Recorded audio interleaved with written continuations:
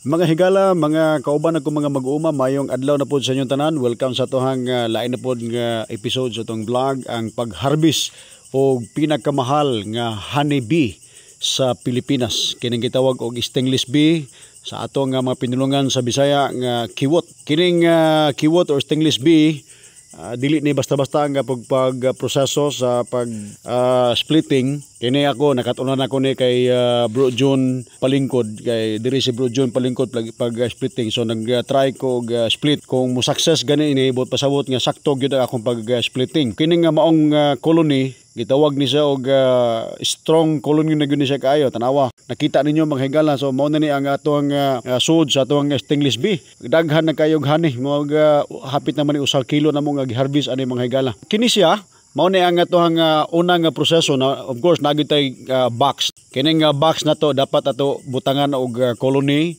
Unya naapay uban pa nga mga parts sa stainless bee nga dapat mabutang siya dito pag split para dili gid siya ma-failure. Dapat napuntay pollen nga ato i-transfer po sa pikas. Unya kini siya honey na ni ang atong gikuha ani. Wa alam po na to kaning harvest sa tanan kay para naapagid ang iyang colony. Inani ang proseso sa pag split.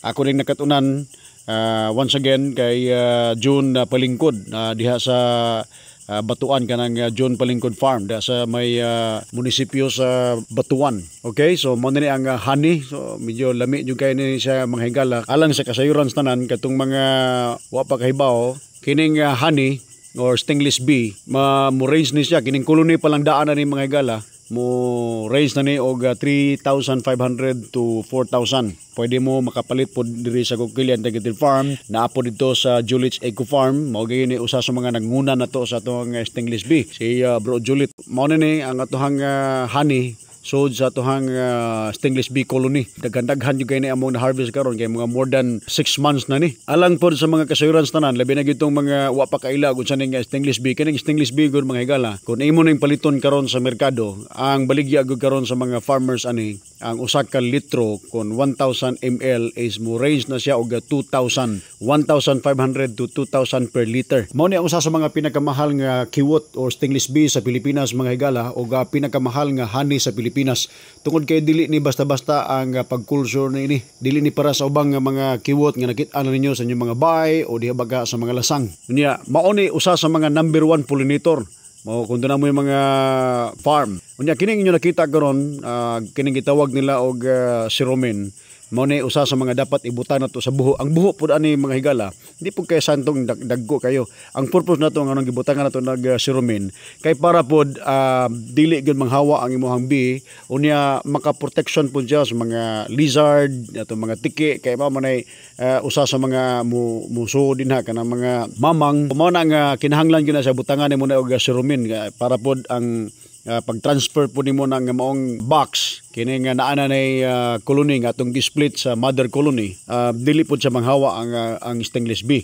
So mo na ni siya ang inyo nakita karon. So mo na nga medyo hapon-hapon na ni mga higala kay mao pay pag-abot na ko gikan sa Tagbilaran.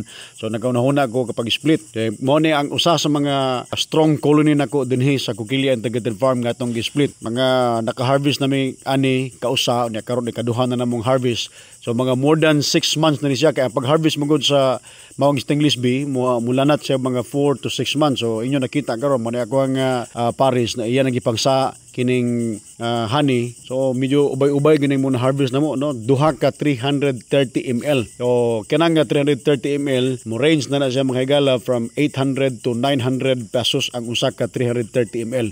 Unya alang po sa kasayuran sa tanan, daghan kay benepisyo nga makuha nato kining honeybee katong mga pagtambal sa Alzheimer's, microbacterial properties, antioxidant.